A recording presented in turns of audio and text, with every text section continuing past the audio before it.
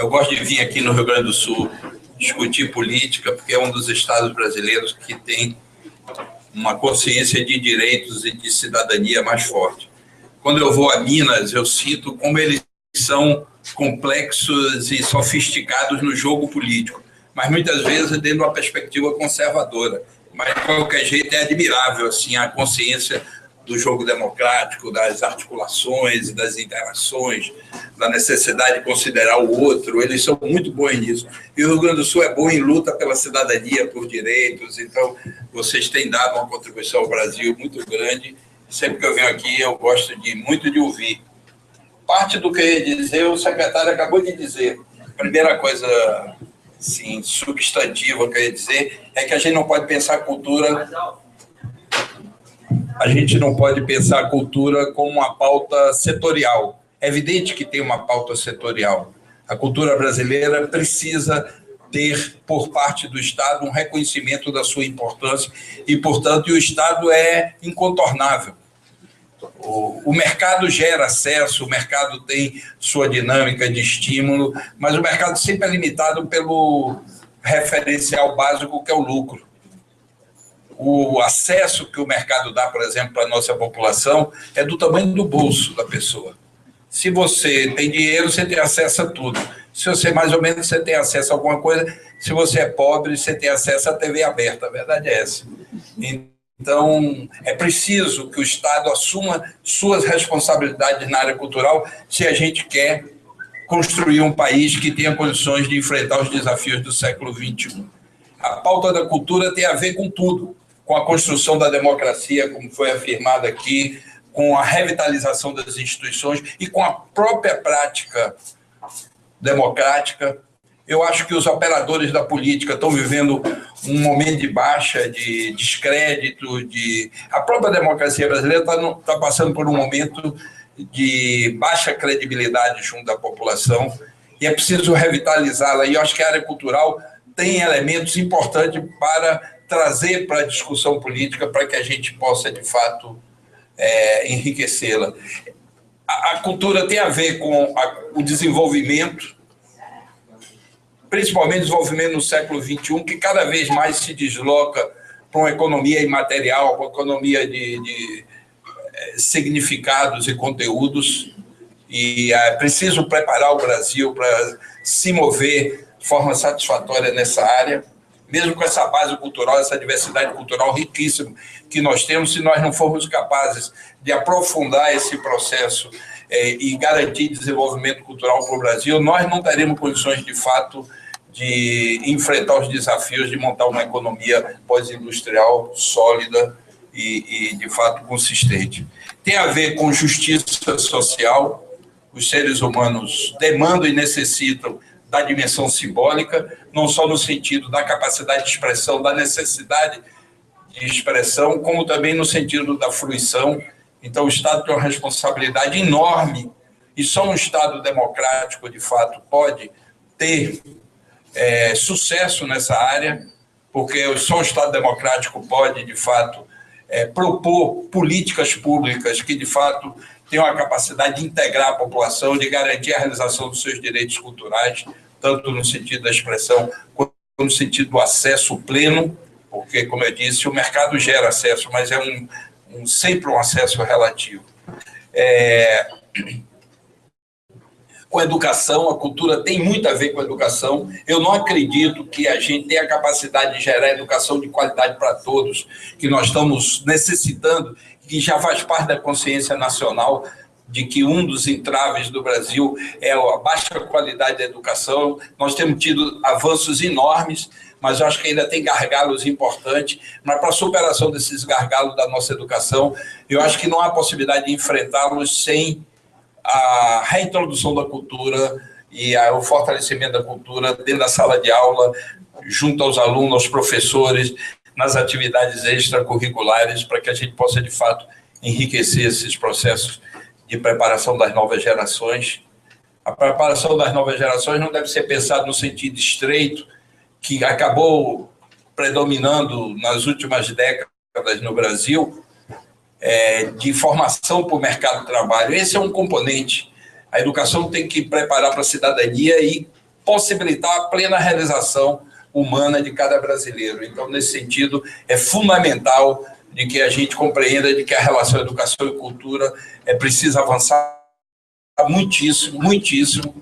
Eu acho que no segundo governo Dilma nós podemos colocar isso como uma das prioridades, e não só no plano nacional, mas no plano de cada estado e cada município, na medida em que partes da educação são responsabilidade desses outros entes da federação. A cultura tem a ver com segurança. Onde tem cultura, onde tem vida cultural forte, as relações humanas são mais qualificadas e reduz qualitativamente a questão da segurança, que, em última instância, são sintomas de desagregação social. Então, em todos os aspectos, apenas setorialmente. Agora, é evidente que nós temos problemas específicos na área cultural, o problema da própria área cultural, são muitos os problemas. Se você pegar teatro, pegar dança, pegar cinema, pegar arte popular, pegar memória e tradições, qualquer aspecto da cultura que você pegar, nós estamos ainda em processo de construção. Eu tenho consciência que eu participei de uma experiência decisiva, os 8 anos do governo Lula. Pela primeira vez, o Estado assumiu sua responsabilidade plena diante da cultura. Inclusive, muita gente chegava, quando Gilberto Gil ainda era um ministro, e dizia: ministro, não queira fazer tudo, faça como Serra, escolha 2 ou 3 coisas, faça bem feito, que você vai criar uma boa imagem. E o Gil ficava irritado: eu não vim aqui construir imagem. E eram pessoas próximas, políticos, publicitários, vinham sempre com essa ideia, que é uma ideia bem capitalista mesmo, de você gerar a imagem mais importante do que gerar processos reais e nós assumimos essa responsabilidade com a abrangência da cultura, com a amplitude dela, que é muito grande num país das dimensões do Brasil. Ela se multiplica porque nós temos problemas que, na verdade, não são problemas regionais. A cultura da Bahia, a cultura de Pernambuco, do Maranhão, do Pará, a cultura do Centro-Oeste, a cultura aqui do Sul, do Sudeste, são contextos, biomas culturais complexos, que o conjunto é que faz a nação brasileira, com todas as suas expressões, suas tradições, sua criatividade, sua complexidade. O Ministério da Cultura do Brasil tem a obrigação de assumir essa complexidade e transformar isso em políticas públicas generosas que considerem a diversidade cultural como um patrimônio do país. Como um patrimônio do país. Uma das coisas que mais nos chocou quando chegamos ao Ministério da Cultura é que o Ministério da Cultura não se relacionava com as culturas dos povos indígenas do Brasil. Com mais de 200 nações no Brasil, uma contribuição decisiva para a formação da nossa identidade, e os índios eram objeto de trabalho da FUNAI apenas, quando, na verdade, a FUNAI pode garantir o direito ao território deles, mas, na verdade, fazerem parte dessa grande aventura cultural é fundamental para eles. E o Brasil se relacionar e assumir a contribuição permanente deles. Eu me lembro que um cacique, acho que era tucano, chegou lá no Ministério e disse: sabe o que é que eu mais gosto de vocês? É que o Ministério da Cultura, no governo Lula, não diz como a gente deve ser índio. Porque chega lá uns antropólogos querendo dizer como a gente deve ser índio, e eles, às vezes, sabem bastante sobre nossa cultura, mas eles esquecem de uma coisa: essa relação com o mundo de vocês modifica tão completamente a nossa realidade que nós não podemos ser apenas o que éramos antes de ter esse contato. Então, esse desafio tem que ser uma opção diária, onde nós queremos ter o direito do protagonismo, da construção de soluções para essa relação com o mundo de vocês. Aí um outro cacique, Bororo, disse assim: eu quero ser índio, porque se eu tentar ser vocês, eu não sou nada. Mas eu gosto de televisão, eu gosto de novela, eu gosto de internet, eu gosto de computador, eu gosto de celular. E ele tinha todo o direito de ter isso como equipamentos da construção da sua vida, ele e os demais. Então, essa noção de que nós estamos vivendo um processo complexo e de que o Ministério da Cultura tem uma responsabilidade enorme na construção dessa nação como nação democrática, plural, que respeita a diversidade humana, que ajuda a construir a humanidade de todos os brasileiros. Isso só pode ser feito na democracia. E antes do presidente Lula, a verdade é essa. O presidente Lula ficou conhecido mundialmente por essa inclusão de 50 a 40 milhões de brasileiros na economia, mesmo considerando a precariedade dessa inclusão, porque a qualquer momento, se nós fizermos uma opção errada no momento eleitoral, pode haver retrocesso, e já se prepara aí propostas de retroceder no sentido dessas conquistas econômicas que os mais pobres do Brasil tiveram. Mas, na verdade, nós abrimos uma porta imensa para a constituição da nação brasileira que a gente acha que deve ser constituída. Eu até diria, com a experiência de ministro da Cultura, de ex-ministro da Cultura, de que a gente tem que compreender, não podemos cair na cilada economicista de achar que a grande missão é botar um pouquinho mais de dinheiro no bolso das pessoas.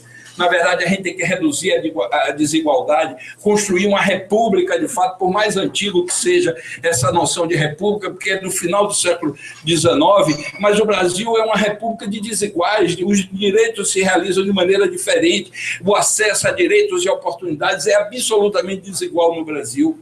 E a Constituição é a possibilidade de se desenvolver as humanidades diversas dentro das suas singularidades, tendo os mesmos direitos e oportunidades.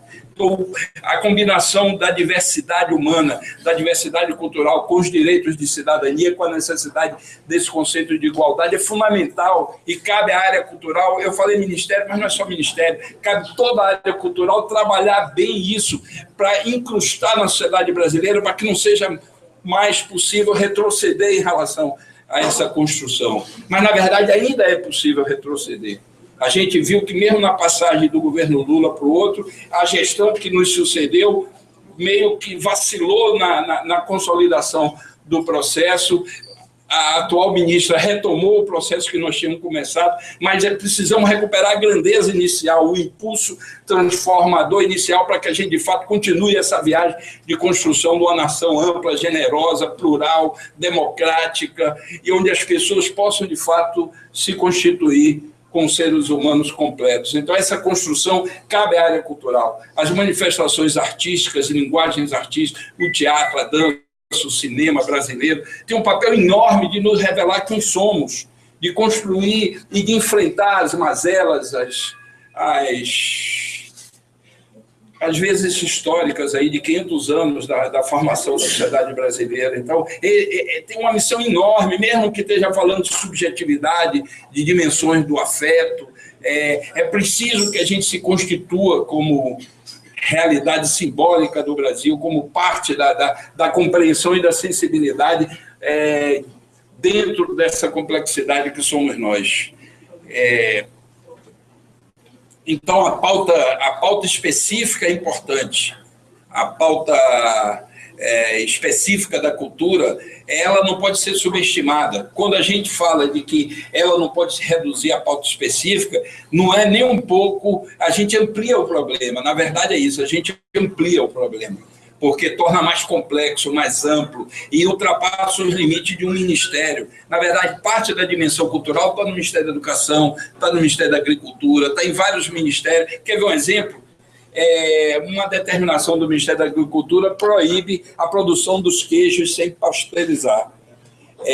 O queijo de Minas, por exemplo, que é um patrimônio cultural dos mineiros, não pode ser feito dentro dos padrões de higiene do Ministério da Agricultura, que foi pensado de uma forma abstrata e sem considerar os processos reais que a sociedade vive. Nós demos o certificado de patrimônio da cultura brasileira para o queijo de Minas e obrigou o Ministério da Agricultura a reconsiderar essa determinação intransigente de não ter possibilidade no Brasil de se produzir um queijo que é um detalhe, é uma pequena, mas reforça essa ideia de que administrativamente você pode esquartejar as políticas públicas, mas, na verdade, você tem que ter um conceito unificado do processo de transformação que a gente propõe à sociedade. E vou dizer uma coisa aqui. Eu acho que a esquerda brasileira precisa aprofundar seu projeto. Eu vejo 3 grandes conjuntos de problemas no momento no Brasil. Tem esse conjunto das mazelas históricas, a desigualdade, a herança da escravidão ainda convivendo no dia a dia da gente, da desigualdade racial, a questão das mulheres, tem muita coisa que são problemas profundos ligados a essa história brasileira e que é preciso que a gente tenha coragem e determinação de modificar essa realidade. Mesmo sabendo que muitas delas no capitalismo dificilmente nós superaremos completamente, mas a gente pode avançar muito. O capitalismo não pode servir de desculpa para que a gente deixe de avançar em termos de cidadania, direito e construção de uma sociedade de cidadãos e cidadãs com direitos e oportunidades iguais. Tem um segundo conjunto que eu acho que são já fruto dessa experiência recente nossa, de construção de democracia, de redemocratização. Por exemplo, como você falou, eu concordo inteiramente, as instituições brasileiras, as instituições que sustentam a democracia, estão todas elas sendo questionadas pela população. Por quê? Porque apesar de nós termos conseguido incorporar, mesmo que precariamente, milhões de brasileiros, os serviços que o Estado presta estão aquém do imaginário e do desejo e da necessidade dessas pessoas. Nós subestimamos o problema urbano no Brasil. O presidente Lula criou o Ministério das Cidades, mas foi como se não tivesse criado. Isso eu já disse para ele, que ia dizer, inclusive publicamente, presidente, eu acho que isso foi um erro. Ao criar o Ministério das Cidades, abriu uma porta imensa para a gente enfrentar os problemas que mais de 80% dos brasileiros vivem, que são essas cidades detonadas, deterioradas, com soluções de mobilidade baseadas no transporte individual, a ocupação desordenada do solo, a especulação imobiliária, o desconforto das nossas grandes cidades são enormes. O Rio de Janeiro está detonado, não se parece mais aquele Rio de Janeiro da década de 60, cantado em prosa e verso. Salvador já não é mais a mesma cidade que eu conheci quando eu tinha 20 anos. Quer dizer, as cidades estão ficando agressivas, desestruturadas, feias, poluídas. E, ao mesmo tempo, vicejando uma construção de cidadania. Esse choque tem gerado uma descrença na parte das nossas populações de que o Estado tem, e a democracia tem condições de resolver nossos problemas. Isso é um perigo, porque isso é a base do retrocesso. Se nós permitirmos que o Estado se caracterize como uma estrutura falimentar e a democracia como uma incapacidade de enfrentar estruturalmente e profundamente os problemas, a gente está construindo a base para governos de direita e de extrema-direita no Brasil, e de restauro das ideias neoliberais no Brasil, que reduz o Estado ao mínimo possível e desresponsabiliza o Estado com a construção de uma sociedade de iguais. Então, é isso que nós estamos vivendo no momento. Então, primeiro, esse conjunto que eu falei dos problemas estruturais, segundo os problemas criados pela experiência recente desde a redemocratização, mesmo os avanços geram problemas, porque essa turma que agora tem um pouco de dinheiro no bolso quer muito mais, quer ter uma saúde decente, que antes nem demandava isso, queria sobreviver. A luta pela sobrevivência, às vezes, reduz o universo da pessoa, o universo de demandas. Mas, na medida que vai conquistando esse mínimo, as demandas se qualificam, se multiplicam. Por exemplo, as demandas culturais hoje estão entrando na pauta das pessoas, da sociedade brasileira, as demandas por uma educação de qualidade. E eu acho que o terceiro conjunto de problema é que a mídia desconstrói o Brasil diariamente. Se nós formos acreditar, e acaba entrando de alguma maneira, a visão pessimista que é construída diariamente pelos grandes meios de comunicação de massa, e boa parte da população não tem uma capacidade de enfrentamento com essa avassaladora versão da realidade brasileira, nós não teremos capacidade de enfrentar. Nós temos que, de alguma maneira, constituir uma contra-informação, que a população tenha uma noção mais próxima do real. E eu não estou falando de esconder problema debaixo de tapete, não, pelo contrário. Corrupção é uma parte do problema que eu chamei esse conjunto dos problemas surgidos com a reconstrução da democracia. Chegou a um patamar que é inviável. E, infelizmente, parte da esquerda aderiu ao modus operandi da direita. E quando a esquerda adere ao modus operandi da direita, quem ganha é a direita, porque nós não temos condições de nos realizar enquanto projeto de sociedade se movendo nesse campo de corrupção, de clientelismo, de toda essa coisa que caracteriza a política brasileira. Em vez de ter aprendido com ele, a esquerda deveria estar ensinando uma nova metodologia. Nós temos que ter compromisso com a reforma política no Brasil, uma reforma política que, de fato, faça avançar a democracia brasileira. E essa desconstrução diária, eu vou citar um caso. um caso é pequeno, mas é um caso que eu vivi e posso falar completamente com segurança absoluta. Algumas coisas me surpreenderam em São Paulo. Eu fui convidado pelo prefeito Fernando Haddad, quando foi eleito, ser secretário de Cultura de São Paulo, e algumas coisas me surpreenderam. Primeiro, todos os subprefeitos da cidade eram policiais no governo anterior, todos, policiais da ativa, policiais militares. Ou seja, o que significa isso, você entregar a administração de uma cidade a policiais militares? Significa de que o medo é o principal instrumento de gestão da cidade. A verdade é essa, porque a incompatibilidade entre você entregar a gestão da cidade a coronéis da Polícia Militar e a possibilidade de construção de democracia, de demandas, de organização de movimentos sociais é enorme. Parte do comportamento da Polícia de São Paulo é básico, não é um acidente de percurso, não é um exagero, é básico na relação do Estado com a sociedade. Todo bairro que eu vou, que eu construí lá um programa chamado Existe Diálogo em São Paulo, porque quando eu cheguei, todo mundo queria conversar comigo, não tem diálogo em São Paulo, você precisa dialogar, não tem diálogo. Todo mundo, artistas, produtores, líderes socioculturais da comunidade. Aí eu criei um programa institucional, Existe Diálogo em São Paulo. Aí, resultado, eu tenho ido dialogar em bairros com segmento, em todo bairro que eu vou, tem uma quantidade grande de jovens mortos sem ter nenhum vínculo com o tráfico de droga nem com a marginalidade. São pessoas, pelo contrário, estavam engajadas em movimentos culturais de contestação da desigualdade da cidade. Então, essa foi a primeira surpresa negativa. Eu não sabia disso, e olha que eu sou bem informado, tem mais de 30 anos, desde que eu voltei do exílio, eu leio no mínimo 3 jornais por dia, fora passear na internet buscando notícias, e nunca chamou a atenção, porque nunca foi tratado com a devida importância esse dado negativo de todos os subprefeitos serem da Polícia Militar. Ou segunda coisa é o seguinte, o carnaval de rua era proibido em São Paulo, só podia no sambódromo, através das grandes escolas de samba, mas o carnaval de rua, que é uma tradição brasileira e que vem crescendo, tem 10 anos que em todas as capitais o carnaval de rua está crescendo. Era proibido.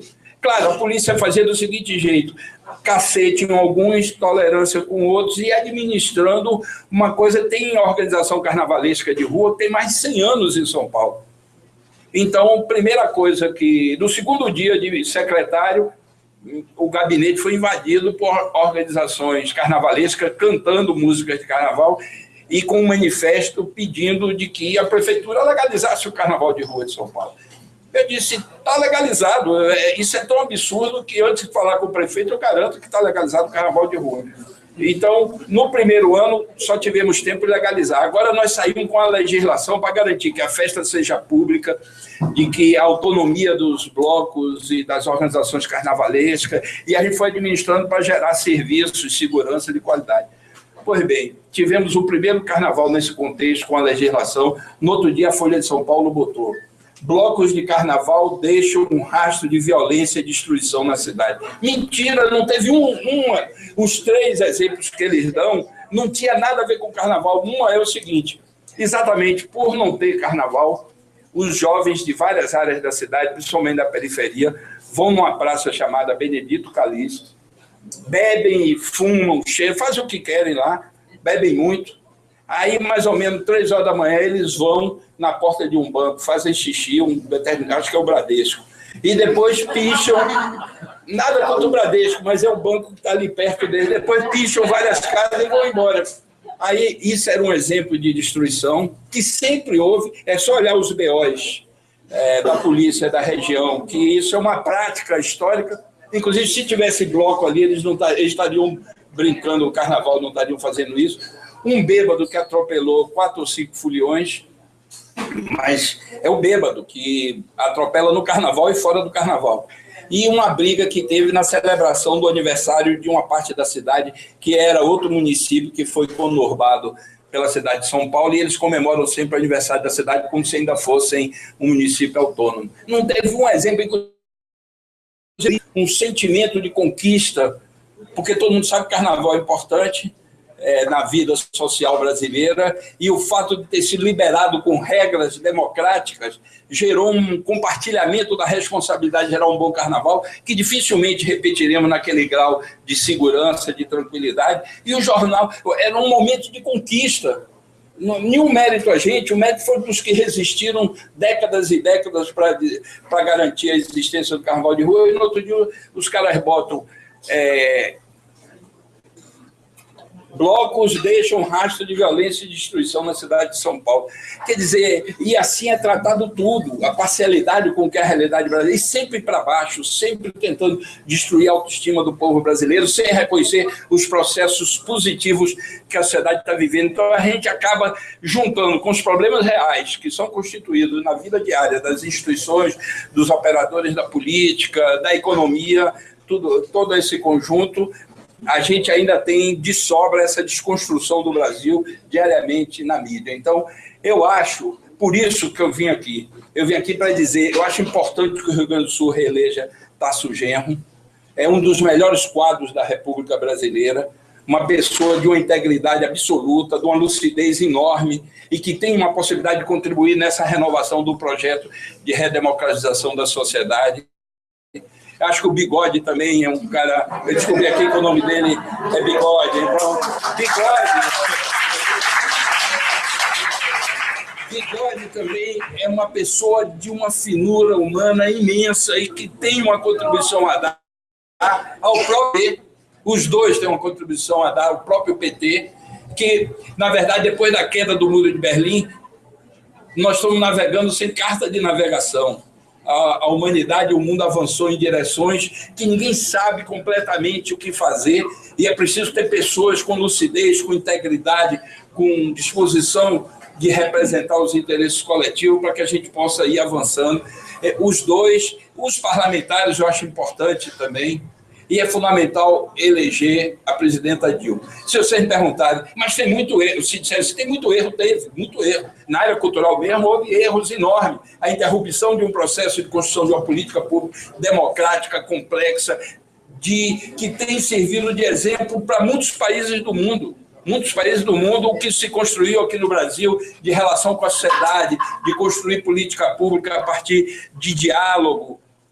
Sabe que mais de 200 mil pessoas participaram da construção das políticas, mais de 200 mil participaram diretamente nas reuniões da construção, mais de 80%, quase 85% dos municípios brasileiros viveram processos de consulta ou para o Plano Nacional de Cultura, ou para a renovação do direito autoral, ou para a renovação da Lei Rouanet. Então é isso, eu sou absolutamente otimista que se o povo brasileiro, as organizações da sociedade, os artistas, os criadores, as organizações socioculturais chegarem junto, tomarem o protagonismo, porque de alguma maneira, com a eleição de Lula, a sociedade meio que descansou. Disse, não, o cara é dos nossos, ele vai fazer, eu vou para a praia.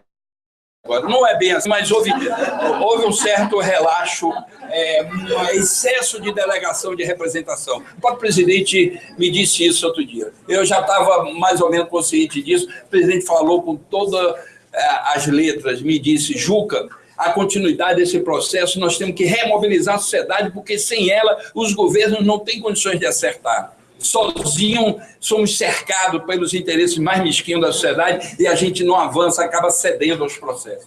Então, é preciso retomar essa vitalidade da sociedade brasileira, porque a decisão do Brasil interessa ao Brasil, interessa a América do Sul, interessa a América Latina, interessa a todos os povos do hemisfério sul, interessa a humanidade, porque, de alguma maneira, a primeira etapa da globalização foi de mão única. Aquela ideia de que a globalização traria uma só humanidade não se realizou, pelo contrário. A luta pelos recursos naturais cada dia é mais sangrenta, a desigualdade regional é maior, nações inteiras estão sendo desestruturadas nesse momento no mundo, sociedades inteiras estão em conflito por falta de perspectiva dentro dessa ordem mundial, e o Brasil é a única potência emergente no Ocidente e com uma autoridade, com uma adesão, com a aderência desses povos todos que precisam de uma ordem mundial mais justa para se desenvolver, Então, o destino do Brasil é muito importante e nós não podemos deixar ela ir pelo ralo. É muito mais importante para nós que vivemos aqui, porque a recuperação de um Estado neoliberal que se desresponsabiliza, que... Eu ia dizer doa, é mais ou menos isso. Doa ao Banco Central para ser gerido pelo capital financeiro, que perde essa dimensão da complexidade da construção de políticas públicas que façam avançar a sociedade. Isso vai ser um retrocesso monstruoso e eu tenho certeza que nunca mais eles vacilarão para permitir que um projeto de esquerda volte. A gente vai passar aí 10, 20 anos lutando contra esse retrocesso. Então, é preciso que a gente constitua vitórias eleitorais, elegendo a Dilma, elegendo o Tasso, elegendo o Bigode, elegendo parlamentares comprometidos. Eu adorei essa ideia do Bigode. Eu nunca simpatizei muito com aquele Bigode, eu nunca usei bigode, mas quando eu vi a representação dele com bigode, ele é uma figura tão generosa e tão... Hein? O bigode é o que mais sai, né? É o que... Basta o bigode, não precisa nem botar a fotografia dele. Então é isso, eu vim aqui participar de uma conversa com vocês, debate, mas minha inflexão nesse momento é essa, é preciso ir para cima para decidir essa eleição, é preciso ter um segundo turno, é preciso que Tasso chegue ao segundo turno forte, e é preciso que o Rio Grande do Sul eleja Tasso para que a gente possa ter essa pessoa com essa lucidez, com essa determinação, ajudando a reconstituir o processo de transformação da sociedade brasileira. Os manifestos e manifestações coletivas vai ter um espaço, que eu vou pedir a João para explicar melhor. Agora, eu acho que todas essas questões que são levantadas têm que fazer parte da construção de um pacto do segundo governo da Dilma. Então, deve ter um espaço no nosso site para ser postado textos menores levantando essas questões. A questão da formação, a questão da relação entre o público e o privado, a questão dos pontos de cultura, todas essas questões que foram levantadas, caberia numa parte do site que está ajudando a construir a posição da campanha da Dilma para o segundo governo. Eu vou pedir para ele explicar melhor, que ele está com um manejo melhor disso. É isso? Ele é tímido, por isso que ele fica se esquivando. Mas, quer dizer, é mais tímido do que eu também sou tímido. Opa, perdão. Antes que o Juca leve um tom, eu quero me despedir. Beleza. Legal. Sem lembrar, dar um abraço para a nossa presidente. Beleza, tá certo. Um abraço para você também. Boa noite, gente. Na verdade, como o Juca estava falando, nós estamos num contexto de, ao mesmo tempo, reta final de campanha, mas tentando, em vez de diminuir o ritmo, acelerar, né? Então, essa história do Primavera com Dilma foi uma maneira da gente tentar construir, enfim, entendo isso como um brinde ao acelerar.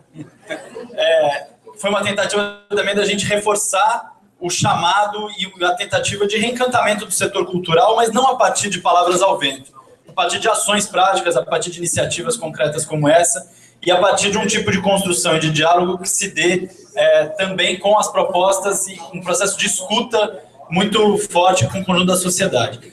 Então tem um site que ainda está iniciando, mas que está lá, que é primaveracomdilma.cc, vocês podem entrar, e nós queremos trabalhar esse site também como um repositório dessas contribuições, tanto contribuições mais específicas de grupos setoriais, quanto textos e contribuições substantivas, como disse o Juca, que possam elevar o debate, fomentar um tipo de debate mais...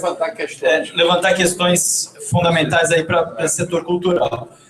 Junto disso, nós vamos fazer alguns diálogos também, que devem começar no sábado ou no domingo, tanto nessa última semana do primeiro turno, quanto entre o primeiro e o segundo, diálogos sobre temas específicos, sobre os pontos de cultura e cultura viva, diálogos por hangout, enfim, alguma ferramenta deste tipo, mas que nos permita também trazer alguns atores de diferentes partes do Brasil para dar suas contribuições e debater ao vivo aí pela internet. Então, primaveracomdilma.cc é o espaço de referência e podem enviar para nós depois, quem tiver também outros materiais que já não tiver passado por Portela, pode me procurar que a gente fala.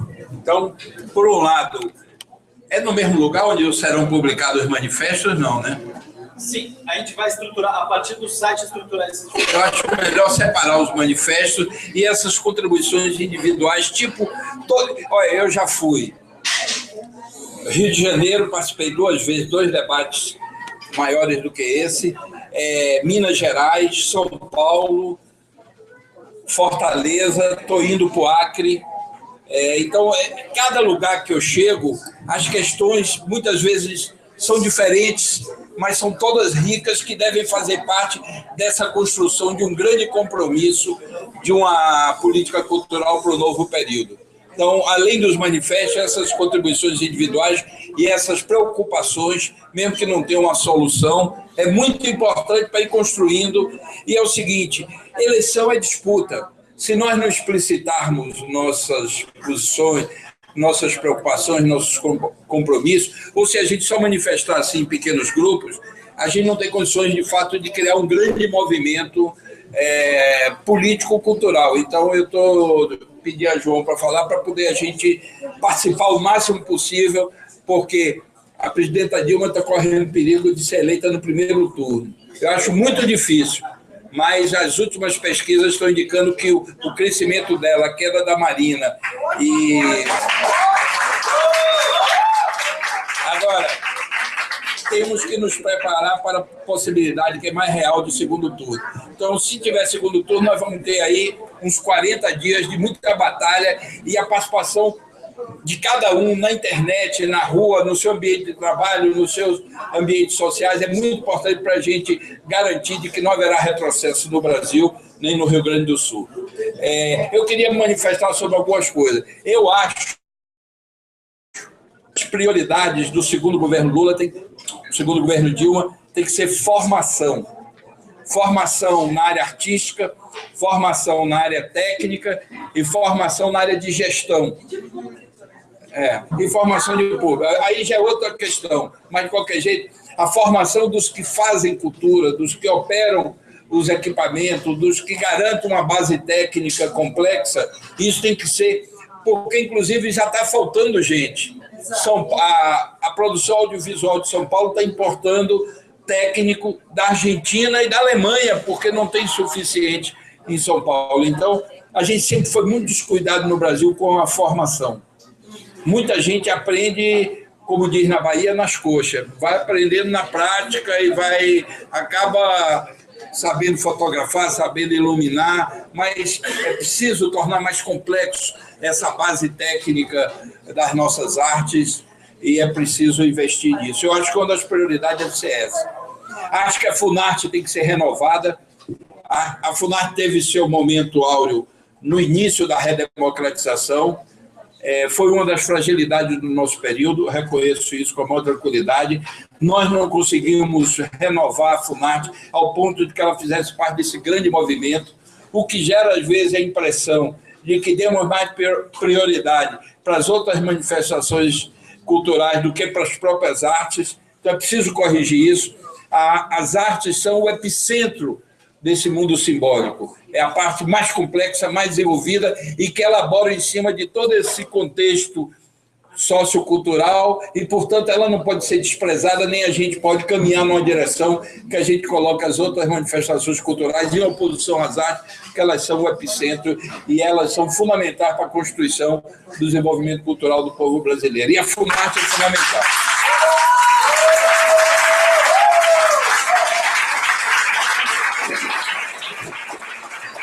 Acho que temos que retomar o projeto dos pontos de cultura com muito mais vigor do que no início, muito mais. Eu não falo só em número de pontos de cultura, claro, ampliar o número de cultura. Você sabe que são mais de 100 mil organizações populares, muitas vezes com mais de 100 anos, fazendo cultura, disponibilizando deleite estético para a nossa população, aquilo que você disse, qualificando a vida das pessoas, e construindo humanidade, às vezes em ambientes sociais ultradegradados, nas grandes cidades, nas periferias das grandes cidades, nas cidades de médio porte, nas pequenas cidades, nas aldeias indígenas, nas áreas rurais.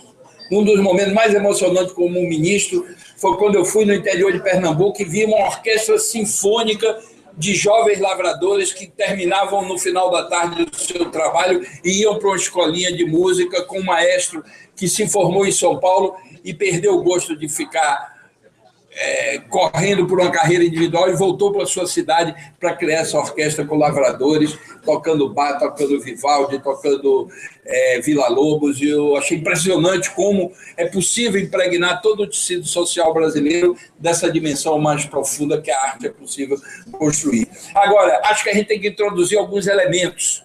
É possível criar um conceito onde o Estado preste serviços aos pontos de cultura, disponibilizando equipamentos para eles se apresentarem, disponibilizando serviços para o aprimoramento das suas artes e dos seus processos culturais, formação e outros aspectos de infraestrutura. Então, acho que a gente pode aproveitar esse segundo ciclo dos pontos de cultura e atingir um patamar bem maior e mais profundo do que a gente atingiu. O que mais que me lembrar aqui das questões? Essa relação entre área pública e área privada é uma questão importante e eu acho que a gente tem que compreender.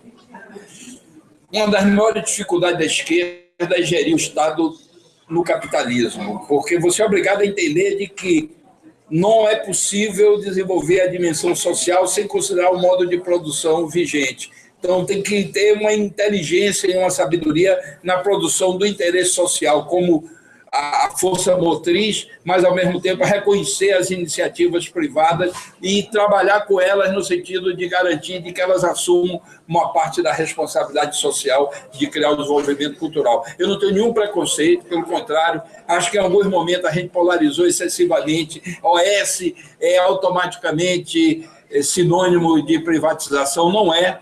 Se as políticas forem defendidas a partir do Estado e a orientação do que deve ser feito for a partir de interesses públicos, você pode contar com a ação de organizações da sociedade ou mesmo organizações do mundo privado para realizarem parte das missões que muitas vezes o Estado tem dificuldade de fazer diretamente. O importante é garantir de que os princípios e as orientações sejam de interesse público. Então, e além do mais, no Brasil, mais de 80% da cultura é produzida ou pela iniciativa privada ou pelas organizações populares. Então, o Estado tem que ter essa noção que o papel dele não é produzir cultura. Pelo contrário, o papel do Estado é garantir o desenvolvimento cultural e estimular essa complexidade de formas de organização para que a gente tenha, de fato, a possibilidade de desenvolver todo o potencial cultural da nossa sociedade, que é enorme, muito maior do que a gente imagina. O que mais? Deixa eu me lembrar aqui das questões. As questões que você levantou, inclusive eu pensei em trazer o João Brant aqui para falar essa coisa da intervenção direta.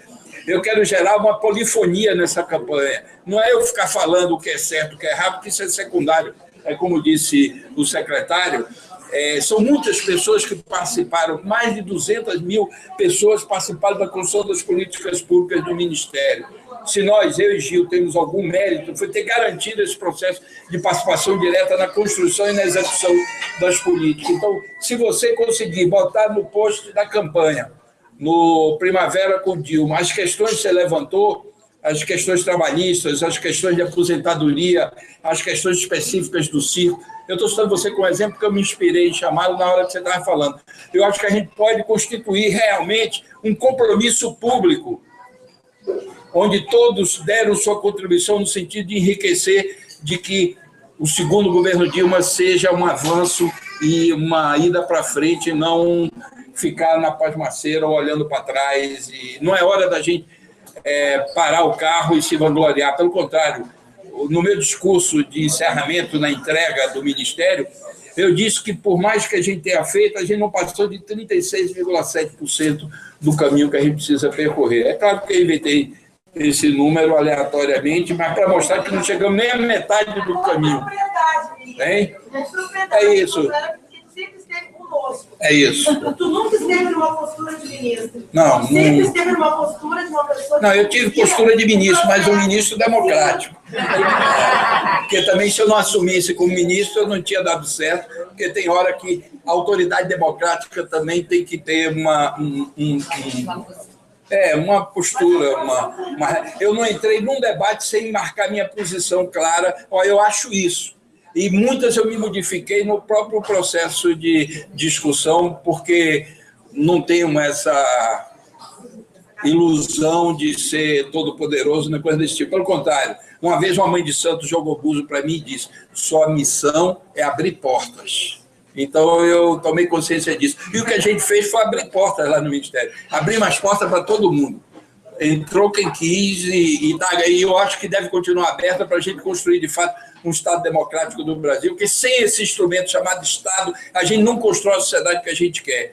O capital hierarquizará cada vez mais a nossa sociedade, ampliará as diferenças, porque essa é a natureza do capital. O próprio Adam Smith e o Ricardo, que são os dois teóricos do capitalismo, diziam: o capitalismo precisa do Estado, senão as práticas sociais se transformarão em perversão. Então, antes de Marx, os próprios teóricos do capitalismo sabiam que o Estado tem que regular e reduzir a ganância e a usura para que a gente possa, de fato, viver em um mundo civilizado. Então, é isso.